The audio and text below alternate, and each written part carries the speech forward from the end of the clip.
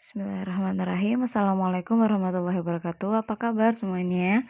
Semoga semuanya selalu dalam keadaan sehat, dalam keadaan bahagia, dan dalam perlindungan Allah Subhanahu wa Ta'ala. Baiklah, sebelum kita mulai di materi tekanan ini, kita part terakhir ya.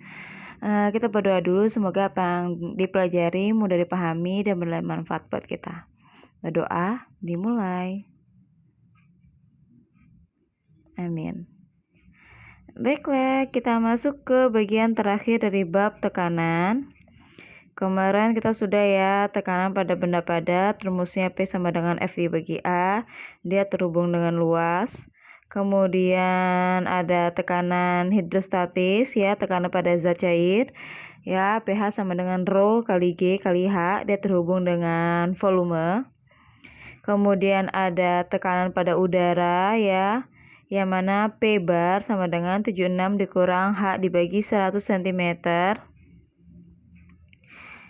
Oke, kemudian selanjutnya yang terakhir kita masuk ke hukum bejana berhubungan, hukum Archimedes, hukum Pascal ya. Baik, yuk kita belajar dimulai dari hukum bejana berhubungan. Hukum bejana berhubungan ini jadi intinya adalah beberapa bejana ya, kemudian dijadikan satu. Ya, jadi mereka bejananya itu saling terhubung. Misalnya dua bentuk, dua shape ya kan. Nah, kemudian dijadikan satu, dihubungkan gitu. Kamu bisa lihat di gambar sini, ini ada 4 bejana ya, 1, 2, 3, 4 ya, dengan bentuk yang berbeda-beda. Kemudian dia dihubungkan ya, sehingga mereka menjadi satu bagian. Oke. Baik, di sini hukum bejana berhubungan itu berbunyi, jika bejana berhubungan diisi zat cair yang sama dalam keadaan setimbang, permukaan zat cair dalam bejana itu terletak pada satu bidang datar. Ya, maksudnya apa? Jadi kayak misalnya gini, ini kan ada 4 bejana ya, ada 4 wadah yang berbeda, ya kan? 1, 2, 3, 4. Nah, mereka diisi oleh air yang sama. Misalnya hanya itu air, ya kan, mau masuk laut mana aja, mau laut sini, mau laut sini, mau laut sini, mau laut sini. Nah, tetap mereka itu akan permukaan airnya, tinggi permukaan air itu bakalan sama. Mau kamu miringin, ya, itu tetap bakalan sama. Tapi kalau misalnya di sini kamu udah isi air nih, ini udah isi air, tapi bagian sini kamu isi minyak. Kalau minyak kan bisa nyatu sama air kan, nah maka dia mungkin tingginya akan beda sendiri. Gitu, ini bagian tingginya misalnya segini, yang lainnya segini, yang berisi air aja gitu ya. Jadi syarat dalam bejana berhubungan agar dia membentuk satu bidang datar ya, atau tingginya sama, kalau dia diisi dengan zat yang sama. Kalau diisi dengan zat yang berbeda, atau misalnya air gula, ada ini tadi air biasa ya kan, kemudian di sini diisi air gula, udah pasti beda-beda. Oke.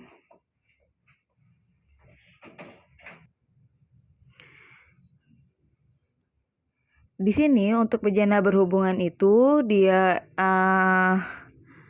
ini dimanfaatkan dengan diterapkan beberapa peralatan yang sering kita gunakan.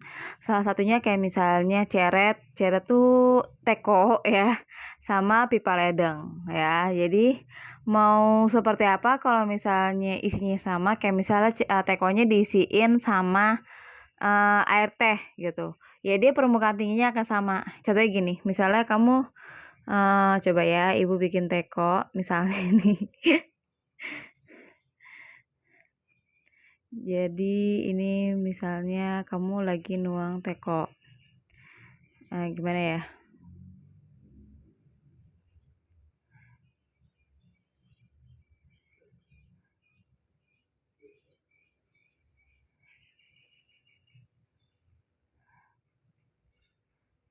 Nah, misalnya ini teko nih, ya kan? Nah, kamu nuang nih, nuang air gitu kan. Nah, permukaannya itu tingginya sama, misalnya segini. Ya udah segini.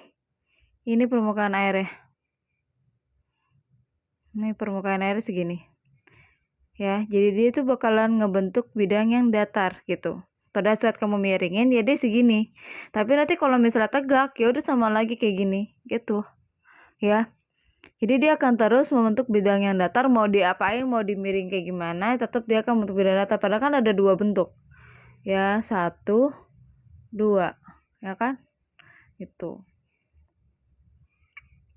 Baiklah, kita lanjut ke hukum Archimedes ya. Hukum Archimedes ini dia berbunyi, suatu benda yang dicelupkan ke dalam zat cair, sebagian atau seluruhnya akan mendapatkan gaya ke atas yang besarnya sama dengan berat zat cair yang dipindahkan oleh benda tersebut. Apa maksudnya? Jadi, tadi kan ada kata-kata suatu benda, ada benda dicelupkan ke dalam zat cair. Jadi ibaratnya kamu ada benda dimasukin ke dalam air, ya. Nah, itu sebagian atau seluruhnya akan mendapatkan gaya ke atas. Maksudnya apa?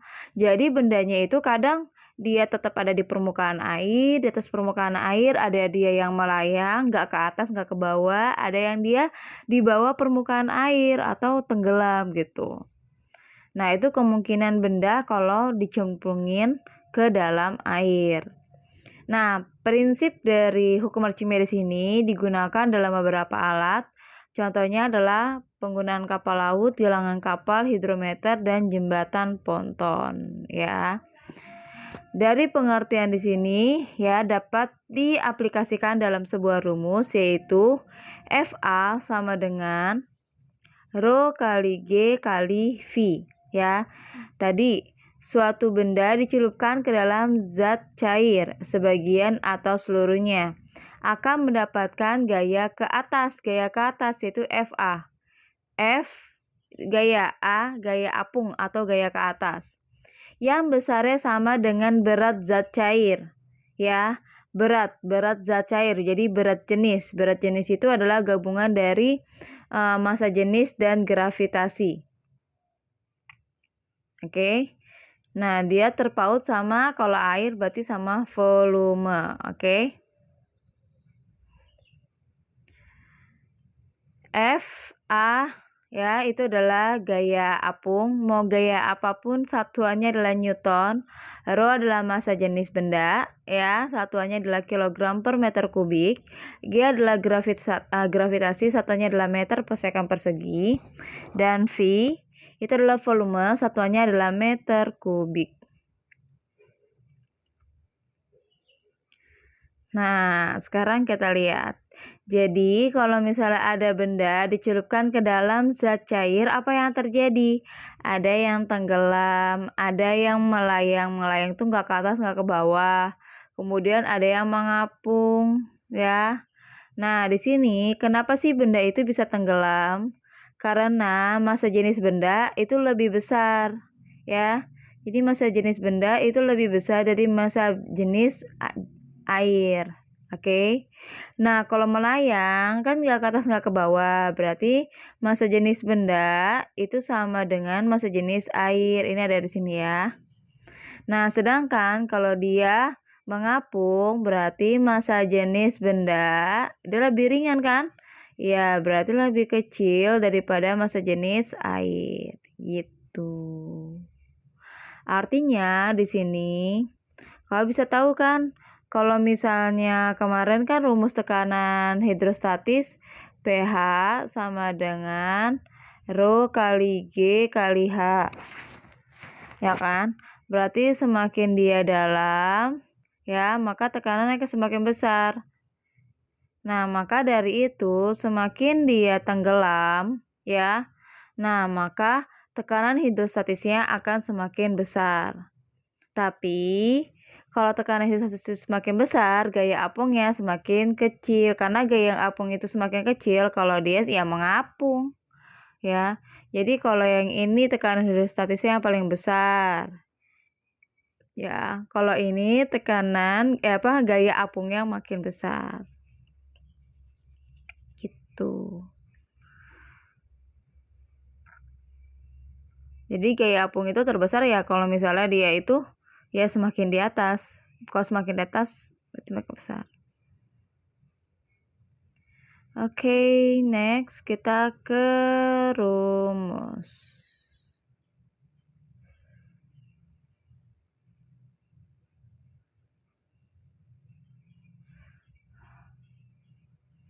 Kita ke contoh soal ya. Nah, di sini massa jenis sebuah benda 1.500 kg per meter kubik. Ada massa jenis air 1.000 kg per meter kubik. Volume bendanya 8.000 cm kubik dan kecepatan gravitasinya 10 meter per second persegi. Jika seluruh benda tercelup di dalam air, besar gaya ke atas yang dialami benda adalah.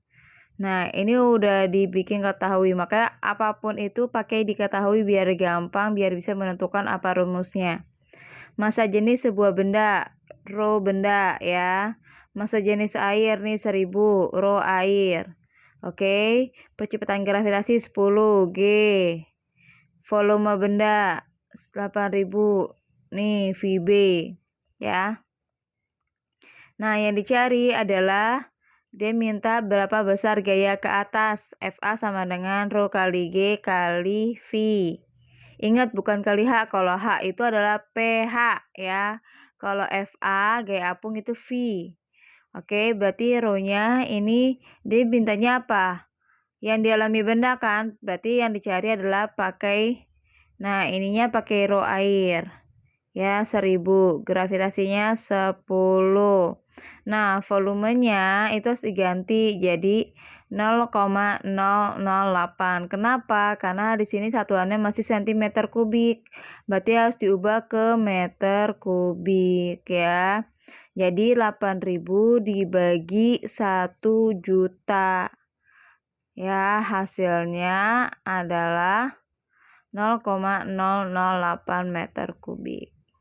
Nah, kalau udah kita kali deh 1.000 dikali 10 dikali 0,008. Hasilnya adalah 80 Newton. Oke, selesai. Untuk contoh soal nomor 1 maksudnya. Ya, oke, paham ya? Oke, kita ke contoh soal nomor 2. Nah, di sini balok berukuran 30 kali 20 kali 10. Udah jelas ini adalah volume. Kenapa? Karena dia itu pakai gaya angkat, gaya atas ya. Kalau misalnya gaya atas tadi kan pakainya volume kan. Berarti nanti kamu kalikan 30.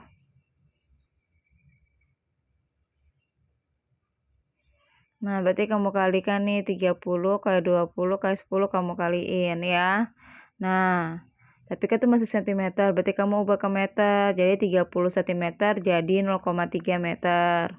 20 cm jadi 0,2, 10 cm jadi 0,1 kan. Nah, itu dikaliin 0,3 kali 0,2 dikali 0,1. Nah, ini hasilnya 0,006 meter kubik. Nah, kemudian dia itu tercelupnya hanya sepertiga balok ya. Nah, berarti sepertiga dikali 0,006, berarti yang tercelup itu hanya bagian 0,002 meter kubik. Gaya angkatnya adalah 90 Newton. Di sini nggak diketahui nih gravitasinya berapa.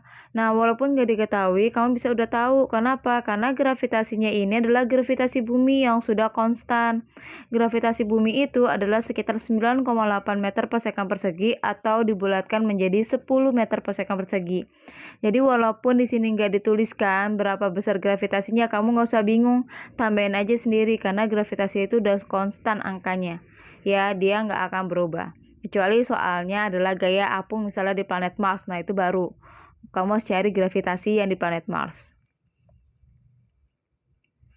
Nah, kalau udah, yang di sini yang ditanya adalah massa jenis zat cair. Massa jenis, berarti yang ditanya adalah rho. Pakai rumus FA sama dengan rho kali G kali V. Karena yang ditanya rho, berarti rho harus sendiri. G sama V harus pindah. Tadinya dikali, pindah jadi dibagi. Jadinya rho sama dengan FA dibagi G kali V, oke. FA-nya 90 nih, 90. Kemudian G-nya itu adalah 10. kemudian V-nya adalah 0,002. Nah, itu dicoret, berarti jadinya tinggal 0,02. 90 dibagi 0,02 hasilnya adalah 4.500 kg per meter kubik. Ya, gampang kan? Jadi satu rumus itu bisa dipakai buat banyak rumus ya, bisa tanya V. Kalau tanya V berarti rho kali G-nya pindah, T-nya kali pindah jadi dibagi. Berarti jadinya V sama dengan V sama dengan FA dibagi rho kali G gitu.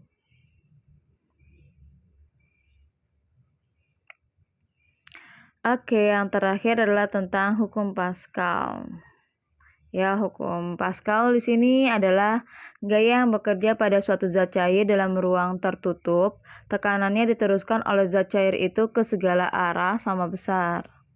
Jadi, kalau hukum Pascal itu jadi kayak misalnya dongkrak mobil. Ya, kalau dongkrak mobil itu misalnya kayak gini. Misalnya ya. Jadi kamu tekan yang ke sini, yang ininya ke atas. Gitu. Ya kan? Nah, itu namanya dongkrak mobil.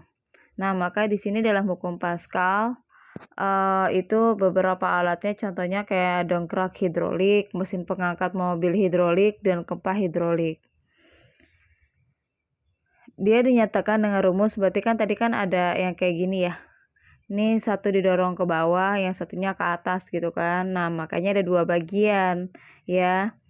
Ini satu bagian, tapi sama. Nah, berarti kan dia nekan kan, yang ini kan nekan, berarti ini P. Ya kan, ini P1. Nah, sama dengan yang ini P2. Nah, karena ibaratnya di sini adalah tekanan pada benda padat, maka P-nya ini pakai rumus F dibagi A.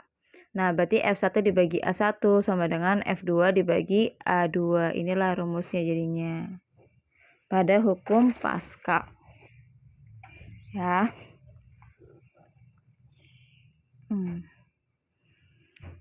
Oke. Ya, F itu ya gaya ya. Kemudian A itu adalah luas penampang. Oke, baik, kita coba contoh soalnya. Nah, di sini contohnya ada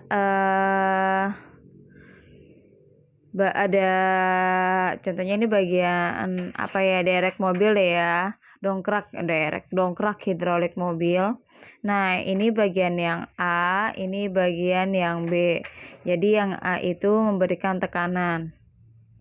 Oke. Ini ada angkanya nggak kelihatan. Nah, yang A itu memberikan tekanan sebesar 4 Newton.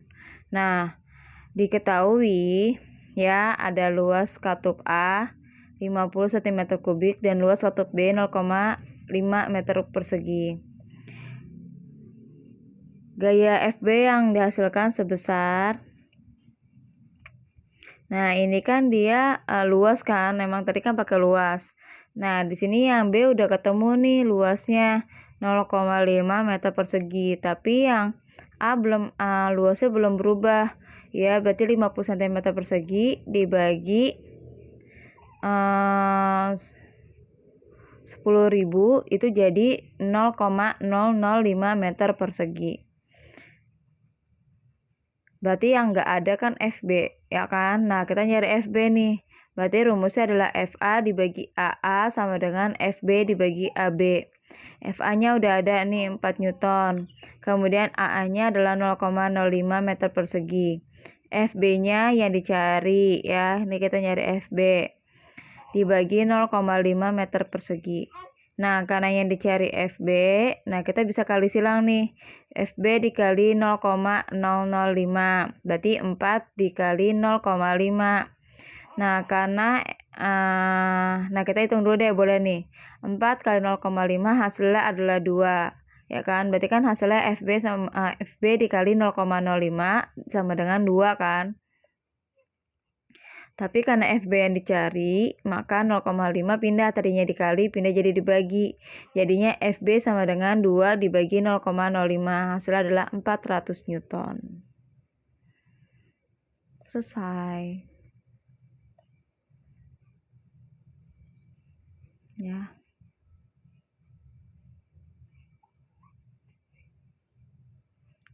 Oke, kita tinggal ini doang nih. Ya, kita ke pembahasan terakhir adalah tekanan pada makhluk hidup. Jadi pada manusia, kalau misalnya Kak bisa lihat, Ibu jelasin dulu daripada manusia itu adalah salah satunya adalah proses yang namanya osmosis. Osmosis itu adalah perpindahan molekul air melalui membran semipermeabel dari larutan yang lebih encer ke larutan yang lebih pekat. Di mana membran semipermeabel ini dia harus dapat ditembus oleh pelarut, namun tidak dapat ditembus oleh zat pelarut. Hal ini mengakibatkan gradien tekanan sepanjang membran. Nah, sistem osmosis itu pada manusia itu ada 3 macam. Ada larutan hipotonik, isotonik, sama hipertonik. Yang mana kalau hipotonik itu dia larutan dengan konsentrasi zat yang terlarut lebih rendah, ya, dimana tekanan osmosisnya itu lebih rendah. Nah, daripada zat lain yang sehingga air itu bergerak ke dalam sel, yang mana dia akan menempatkan sel dalam lingkungan hipotonik. Nah, sehingga mengakibatkan tekanan osmotik itu menyebabkan jaringan mengalirkan air ke dalam sel sehingga menyebabkan sel pecah dan tidak berfungsi. Itu kalau hipotonik. Nah, sedangkan kalau isotonik, jadi isotonik ini di mana larutan itu punya konsentrasi zat larut yang sama, ya, seperti larutan lain sehingga tidak ada pergerakan air. Ngerti nggak? Jadi kalau misalnya yang isotonik, yang hipotonik, jadi misalnya ini ada sel tubuh kita, ya kan?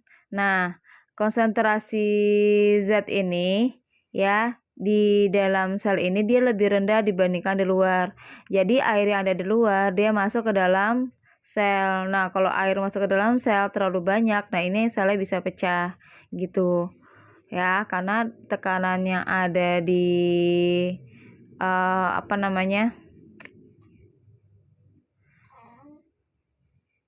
tekanannya ada dalam sel itu jauh lebih rendah. Nah, sedangkan kalau misalnya yang isotonik, nah di sini tekanannya ada di dalam sama di luar sel itu sama. Nah, jadi airnya nggak bergerak karena dia sama gitu. Ya. Kemudian selanjutnya adalah larutan hipertonik. Nah, ini dimana suatu larutan yang konsentrasi zat larutnya dia lebih tinggi. Ya, osmotiknya lebih tinggi daripada zat lain sehingga air itu bergerak keluar sel. Nah, kalau ini kebalikan, area keluar itu hipertonik. Nah, dalam lingkungan hipertonik ini, tekanan osmotik menyebabkan air mengalir keluar sel. Jika cukup air dipindahkan dengan cara ini, sitoplasma akan mempunyai konsentrasi air yang sedikit sehingga sel tidak berfungsi lagi. Jadi serba salah ya. Jadi dia harus seimbang ya, harus isotonik. Jadi kalau misalnya air terlalu banyak ya masuk ke dalam sel atau dalam keadaan hipotonik, nanti selnya bakalan pecah. Tapi kalau misalnya dalam keadaan hipertonik, ya airnya itu keluar dari dalam sel. Nah, maka selnya akan mengering. Kalau mengering nanti selnya tidak akan berfungsi lagi. Jadi sebab salah dia harusnya isotonik. Nah, kemudian di sini tekanan osmotik dalam cairan tubuh kita itu dipertahankan dalam rentang sempit yaitu sekitar 285 sampai 5 mOSM per liter. Di mana konsentrasi normal natrium klorida dalam darah itu adalah sekitar 0,9%. Artinya 100 ml air mengandung 0,9 gram natrium klorida. Sedangkan transportasi air, garam, dan mineral pada tumbuhan, nah ini kalian udah belajar pada struktur tumbuhan, ya, dimana ada xilem dan phloem. Salah satunya adalah xilem, yang mana xilem ini membantu dalam proses penyerapan air, ya, dari akar dan kemudian dibawa ke tumbuhan yang ada di atas, ya. Jadi akar ini akan menyerap air dan garam mineral dari tanah ke daun untuk melakukan fotosintesis secara osmosis. Nah, air dan garam mineral yang masuk ke akar melalui rambut-rambut akar, nah air yang ada di tanah itu akan masuk karena adanya perbedaan konsentrasi air dan akan masuk melalui akar dan akan melewati epidermis, korteks, endodermis, perisekel, kemudian ke xilem. Nah, faktor yang mempengaruhi dalam transportasi air garam mineral pada tumbuhan itu adalah tekanan akarnya, daya kapilaritas batang, dan daya isap daun. Oke, alhamdulillah selesai. Baik, sudah selesai ya, Kak. Alhamdulillahirabbil alamin. Nanti kita latihan ya tentang ini tentang hukum Pascal. Oke? Sudah selesai bahasan tentang tekanannya. Alhamdulillah. Wassalamualaikum warahmatullahi wabarakatuh.